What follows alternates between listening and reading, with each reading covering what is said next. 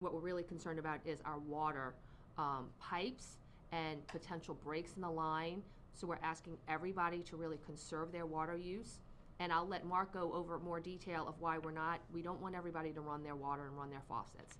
So I'll turn it over to Mark Drews and he can go over some of those concerns that we have, and then I can come back and give you more information. Obviously, water pressure maintaining is going to be one of the primary issues that we deal with through this event. Roughly over 60 psi is what we typically have pressure. It drops below 40, then we start having trouble fighting fires. And of course, if it goes below 20, we have to get into a boil water advisory. So a couple of things to know is basically, as the parish president said, we're asking people in slab houses not to run their water. You just need to wrap your pipes that are outside of the house, okay? Any faucets on the outside or your pipe that comes up and goes into your house. However, if you do have a raised house where those pipes can, get that cold weather and that wind, what we suggest is that you run just one faucet with a spaghetti-like drip, and it should be the faucet furthest from your intake. Wherever that water comes into your house, you want that furthest faucet. Typically, the water is going to come into your house toward the front of the house. But we have mobilized 130 water department employees, so as breaks occur, we will obviously mobilize our forces to first isolate those breaks.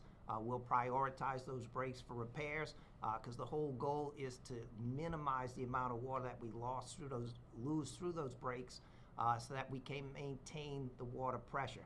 So we will ask that you do conserve water as much as possible over these next few days, which will help us out greatly because as people do run those faucets, it already drops our pressure down because it exacerbates the volume that's being used. Okay, with that, I'll turn it back over to the parish president. Okay, so I want to make sure we have some people who are, we have some warming centers in place, and we have probably about 20 on each side. We have one on the West Bank and one on the East Bank, but what I said is 20 people already there. I think 23 on the West Bank, the latest numbers I had, and 19 on the East Bank. So those are, on the West Bank, it's Terrytown Playground, 641 Heritage Avenue in Terrytown. And on the East Bank, it's the Ilaria Special Needs Center, 6900 Saints Drive. That's Airline near David Drive. Okay, so anybody who doesn't have proper sheltering, please come there and let's be safe. You'll get a cot and MRE and water. If you have a pet, bring your pet. We have supplies there to be able to take care of your pet as well. So please make sure you pass the word out on that. Also, I just want everybody to know the bus schedule today is Saturday schedule. Today is our MLK holiday, so that would have been a Saturday schedule anyway. And then no bus service tomorrow. And stay tuned for Wednesday. We haven't gotten word. We just announced that we're closing Wednesday, so we'll get word to you about bus schedule on Wednesday. No garbage pickup Monday, Tuesday, or Wednesday. There will be no garbage pickup. Again, we want to keep as many trucks off the road. And then our EOC has been activated. I signed an emergency declaration, and we will have our EOC activated to get us through the next couple days because we know how critical this is. So we're taking this seriously, and we hope everybody with your families and businesses take this seriously as well. I have teams on the East Bank and West Bank. I'm trying to minimize the amount of driving we do. That's why I put certain one of us people on the East Bank and West Bank because maybe the bridges will be closed.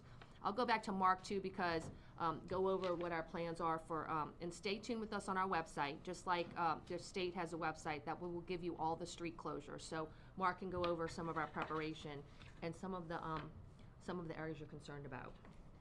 With regard to roads, like we said, the best thing you can do is stay off of the roads. However, if in an emergency, if you absolutely have to use the roads, the best thing is to try to plot a strategy where you can stay on surface level roadways and avoid overpasses. We'll be working with the DOTD because the DOTD controls a lot of the roads in Jefferson Parish as well as they do in all of the major cities.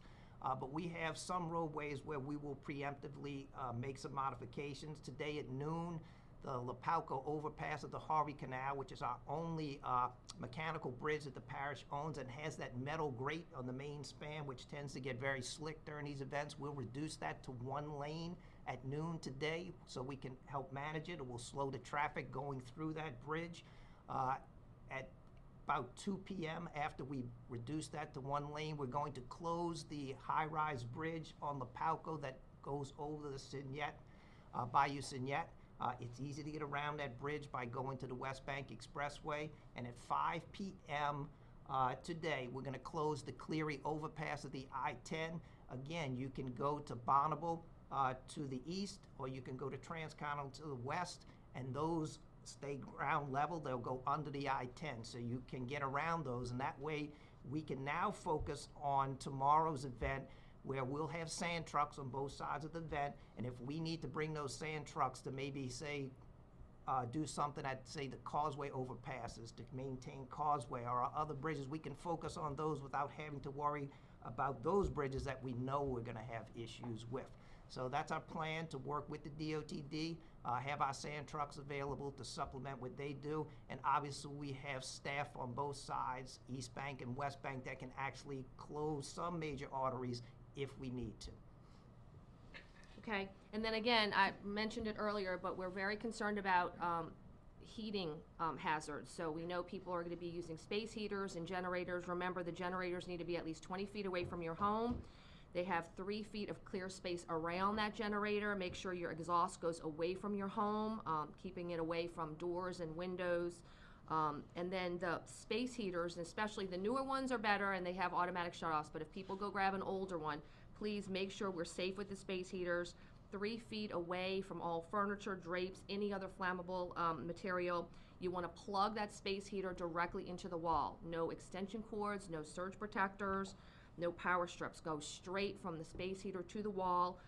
You want to turn it off when you leave the room, never leave it unattended. I just spoke with our chief last night. He says turn it off when you go to sleep. Just turn it off when you go to sleep. People get hot, they turn the blankets off. He's been to a fire like that. So our fire protection and our chiefs are very, very concerned because they know generator use will be high and space heater use will be high, and we want to get through this event without any injuries or any fires regarding those things. So please, again, children, pets, all of these things, this is not what we're used to doing all the time. And so these are the times where the hazards are there. We're taking this very seriously. Our teams are taking this very seriously, and we ask that everybody do the same. Any questions? The airport, are you guys in communication with the airport, and anything you can share about that? I have not. I heard something yesterday. I don't know if that changes, so I have not heard anything since then. And brining of roads, is there a timeline for when that might happen again today? She said brining, sand, I guess. Saying no. What happens is, typically what we do is JPSO is out on the streets, and as soon as they see there's an issue, they contact us, and we will then mobilize, and we'll bring the sand trucks where they're needed. Any equipment that you guys are bringing in from maybe out of state or other areas just to support your fleet? We have emergency contractors on board, ready to go. We have contractors that can help us with repairs of water lines, and we've also mobilized our contractor in case we have significant power outages for our sewer system. We will be able to mobilize temporary portable pumps or temporary generators to run those lift stations that are without power. How does the emergency declaration impact the supplies and resources needed? So we have a lot of pre-placed, we call it pre-placed emergency contracts. So when I sign an emergency declaration, it almost triggers our ability to use those contracts, and it changes some of the procurement measures that we have that gets loosened during a time of emergency, as well as the pay for our employees. It puts everybody in a kind of a different schedule in terms of the workforce as well. Allowing like crews to work overtime and things like Absolutely, and it puts them in a different play, and it really sets that I can order things or have the supplies needed without any of the more timely procurement measures. Yes. Which cities or areas within Jefferson Parish are most vulnerable to the cold weather this week, and how is the parish addressing these risks? I mean, all of us, I'll let Mark from a public works perspective handle that.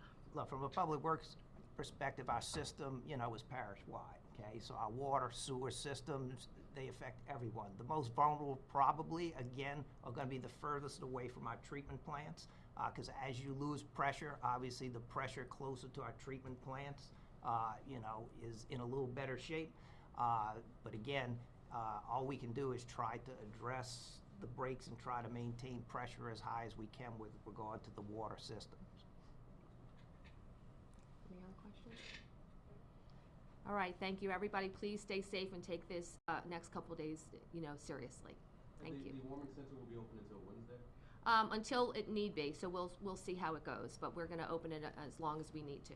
And we have the ability to expand other, you know, places if it gets crowded.